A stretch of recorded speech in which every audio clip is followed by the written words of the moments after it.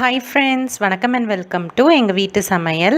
நம்ம இன்றைக்கி வந்து சம்மர் ஸ்பெஷல் ரெசிபியான டொமேட்டோ வடகம் எப்படி சூப்பராக செய்யலாம் அப்படின்றது தான் பார்க்க போகிறோம். வாங்க வீடியோக்குள்ளே போகலாம். கோடை காலம் வந்துருச்சு. இந்த காலம் தான் உங்களுக்கு வத்தல், வடகம் இதெல்லாம் போட்டு ஸ்டோர் பண்ணுறதுக்கு ஏற்ற காலம். அதாவது நம்ம பச்சரிசி, புழுங்கரிசி, செவ்வரிசி இதிலெல்லாம் பலதரப்பட்ட இதுலேயும் வடகம், வத்தல் செய்வோம். இன்றைக்கி வந்து தக்காளியும் இட்லி அரிசியும் வச்சு தக்காளி வத்தல், அதாவது கஞ்சி வத்தல் தான் செஞ்சு காட்ட போகிறோம். வாங்க எப்படி செய்வோன்னு பார்ப்போம். இதுக்கு வந்து நம்ம 200 கிராம் போல் இட்லி புழுங்கல் அரிசி வந்து நம்ம எடுத்திருக்கோம். 200 கிராம் இட்லி புழுங்கல் அரிசியை நல்லா கழுவிட்டு நைட்லேயே நல்லா தண்ணி ஊற்றி அதை வந்து ஊற வச்சிடணும். அடுத்த நாள் காலையில் அந்த தண்ணியெல்லாம் வடித்து எடுத்துட்டு நம்ம மிக்சி ஜாரில் போட்டு அதை வந்து நல்லா மையாக அரைச்சிக்கணும். வேணுன்ற அளவு தண்ணி சேர்த்து அரைச்சிக்கலாம். ஸோ இந்த பக்குவத்தில் தான் இருக்கும். இதை வந்து ஒரு பவுலில் போட்டு வச்சுக்கோங்க.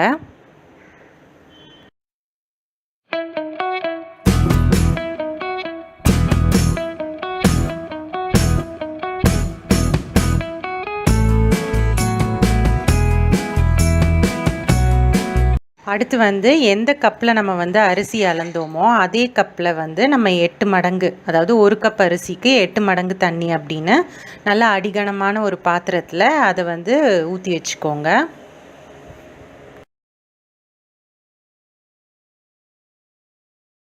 அந்த தண்ணியை நல்லா கொதிக்க வச்சுக்கோங்க.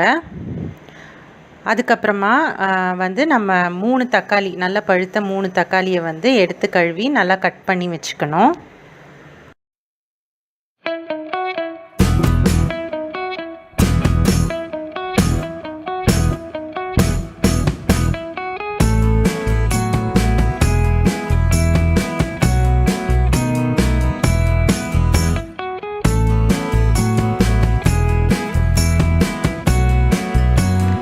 இதை வந்து மிக்சியில் போட்டு அரைச்சி நம்ம வந்து நல்லா ஃபில்டர் பண்ணி எடுத்து வச்சுக்கணும்.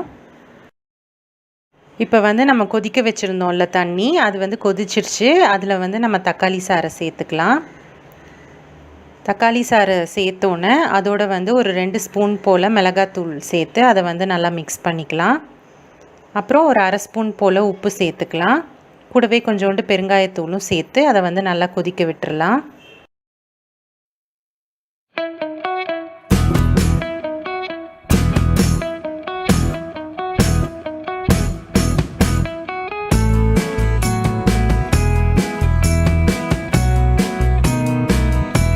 இது வந்து நல்ல கொதி வந்தோடனே நம்ம அரைச்சி வச்சுருந்தோம் இல்லையா அந்த அரிசி மாவையும் இதில் சேர்த்துக்கலாம்.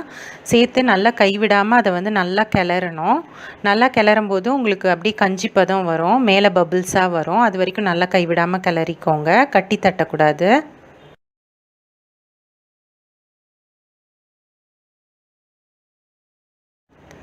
பாருங்கள், இப்போ வந்து நல்லா கஞ்சி பதம் வந்துருச்சு, மேலே க்ளாஸியாக நல்லா பபிள்ஸ் வந்துருச்சு.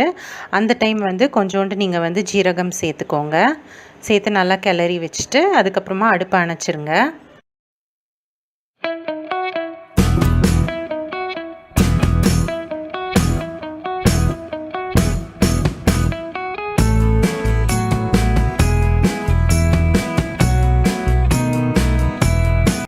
நெக்ஸ்ட்டு வந்து காட்டன் துணியை வந்து நல்லா வெயில் படுற இடத்துல நல்லா விரிச்சிக்கோங்க. விரிச்சிட்டு நம்ம கிண்டி வச்சுருக்கோம் இல்லையா அந்த மாவு, அதை வந்து ஒரு கரண்டியில் எடுத்து, ஒரு ஸ்பூனில் எடுத்து இந்த மாதிரி கூழ்வடகமாக நம்ம வந்து ஊற்றிடலாம். வெயில் நல்லா அடிக்கிறனால ஒரே நாளில் வந்து உங்களுக்கு நல்லா காஞ்சிடும்.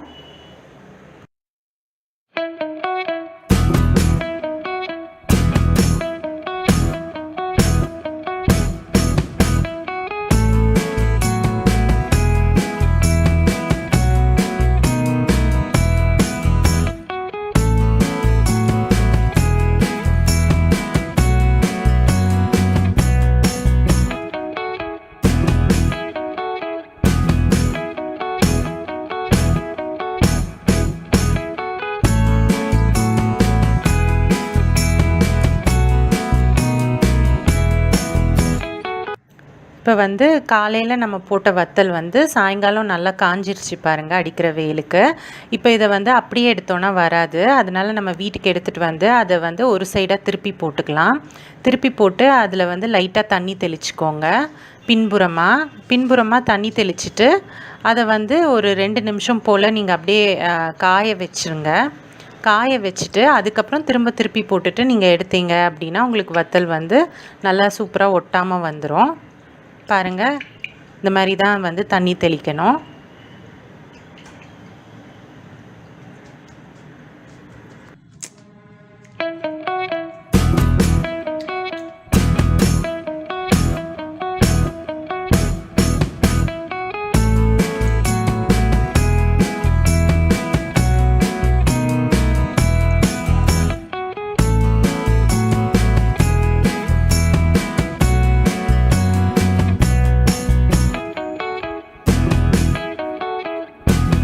இப்போது தண்ணி தெளிச்சுட்டு 2 நிமிஷம் ஆயிடுச்சு. அதை வந்து திருப்பி வச்சுட்டு இந்த மாதிரி எடுத்திங்கன்னா பாருங்கள் ஈஸியாக வருது. உங்களுக்கு துணியில் ஒட்டவே இல்லை.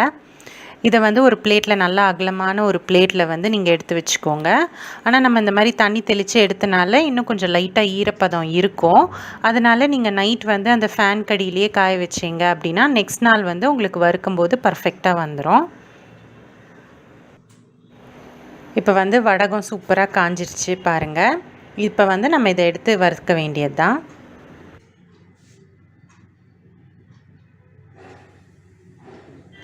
இப்போ வந்து நம்ம எண்ணெயை காய வச்சிட்டோம். நம்ம வந்து வடகத்தை போட்டு வறுத்துடலாம். பாருங்கள், நல்லா விரிஞ்சு நல்லா சிவப்பாகவே வந்திருக்கு. கலர் நல்லாவே வந்திருக்கு. சுவையான டொமேட்டோ வடகம் சூப்பராக தயாராகிடுச்சு.